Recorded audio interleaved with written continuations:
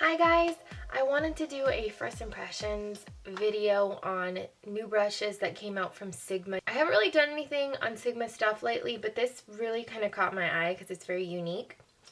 And it is a foundation brush and a concealer brush, and they have a really interesting shape. So these are called the 3D Precision brushes. And so you can see what's interesting about them is the shape. They've got a really unique shape that I've never seen in a brush. So it kind of comes up, almost looks like a house. Has a point, then the sides slope down and it's rounded, and the smaller one is the same shape. So when I got these in the mail, I was kind of like, what is the point of this? I was excited because the other brushes that are like this one, which is the Angles Kabuki F88, or this one, which is the F82, or there's the F81. I love these brushes. These are the only brushes, and I am dead serious with you guys, only brushes I will use for foundation are these Sigma ones. They're Kabuki line. It's just a really nice brush. It's very dense. It applies foundation perfectly, and really there's no other brushes I found that compare to these. So when I saw that they were expanding that line with these that are a really interesting different shape that I've never seen in a brush before, I was very excited to try it out and very curious about it. So I was wondering what it was for, because each one of the kabukis that they have kind of has a purpose. So the rounded one is to buff it on. This one can be, to get underneath eyes or to go and contour. And then there's two others that are somewhere in my huge arsenal of brushes. But anyways, none of them look quite like this.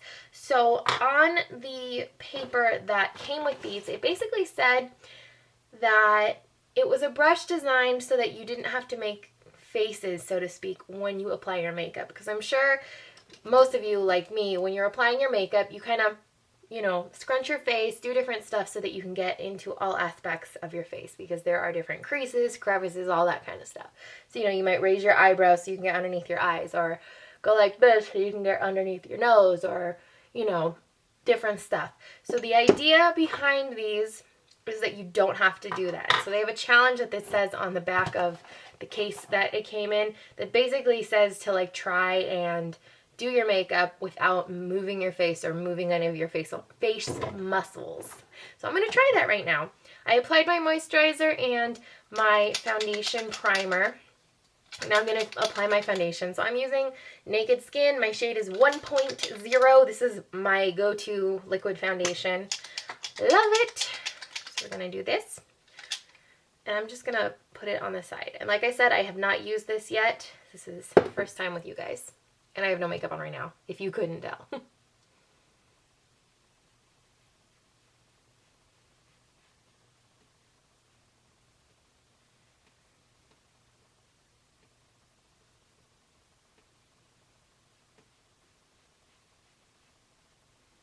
So what I'm noticing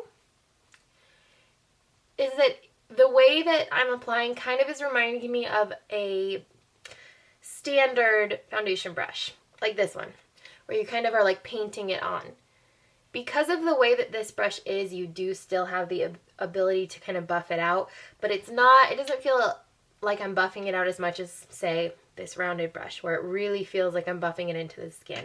Because it has that flat side, it kind of feels more like I'm painting. The fact that it has this ridge, I guess, this pointed kind of part, is really cool for right underneath your eyes, right on the side of your nose. It kind of, like I said, it's making it easy to get right there like they had intended, whereas with this one, I kind of have to look down and have my eyebrows up so that I can actually get in there. But with this, I don't have to do that, which that's pretty cool. So it still has that buffing feature, I guess. I just need to use it more like that. It just seemed weird at first. All right, so that was half my face. Let's do the rest.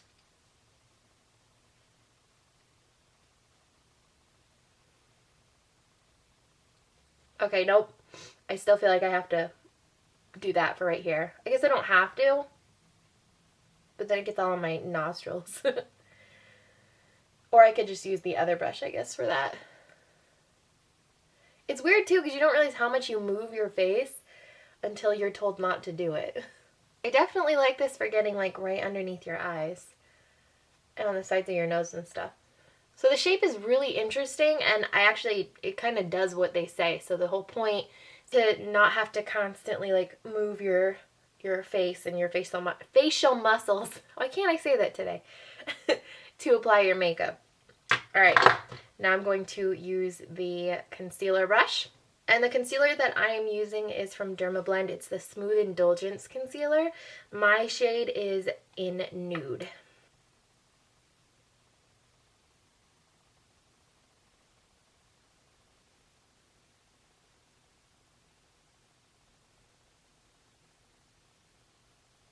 This is actually really nice. It can get, because this can get right up to your lower lash line. And with most of the concealer brushes, because I use the Sigma concealer brushes too, the ones that are they're like mini versions of the kabuki ones. I'm obsessed with those. They're great for everything, for doing a contour, for applying concealer. I just love those brushes. But I still have to kind of raise my eyebrows and try and make more space. But with this one, you don't really have to do that. And because of that sharp line at the top, you really can get right up there. Because sometimes I notice that when I'm applying my foundation, or my concealer rather, it doesn't get right up to the lash line because, or if it does, it gets like, the brush kind of goes in my eyes. And this brush probably would be really good for contouring too, especially if it's like not just on your cheekbones, but like around your nose, because of that point. You can get pretty precise with it. All right, so there you go. So definitely different, and I could see how someone could think these are gimmicky, but I actually really do like it, and I'll definitely be using these because the shape is really cool, and it can kind of be an all-in-one brush in the sense that if you use it to apply your foundation, and then you can, you know, do contour and different creams like that. These brushes in general, if you don't have any of the kabuki line for foundation or the smaller ones for concealer from Sigma, I'm telling you, best brushes for foundation, hands down, ever. Amazing. It's just perfect. They're perfect. So this is a nice addition. The price on these are $24 for this one and $21 for the Precision one. I'm surprised the Precision one is so much money. Like, I'm really surprised that they're that close in price. I love the precision brushes from Sigma, but with this one, you really don't even need this unless you don't really have very much space underneath your eyes. But you could apply your concealer with this one. I think that $21 for the smaller one is a little bit expensive considering this one is $24. This is the better deal. And then they come in 3 different colors. They come in pink, black, and white. So this is the pink one, and then the black is, of course, just going to look like the black ones. And then I haven't even seen the white ones. But I don't think Sigma's done white brushes before. Except, no, I don't think they have. If they have, I don't have any of them. So that's about it for this review. Let me know what you guys think of these brushes. I know that a lot of you probably were thinking, like, what is the point of that? Because I was thinking the same thing. But I think it's kind of a cool concept that it's meant to have you not have to move any of your face muscles. Oh my gosh, I cannot talk today. And when I tried it out, I didn't have to, so it's kind of a cool concept. That's all for this first impressions, and I'll see you later.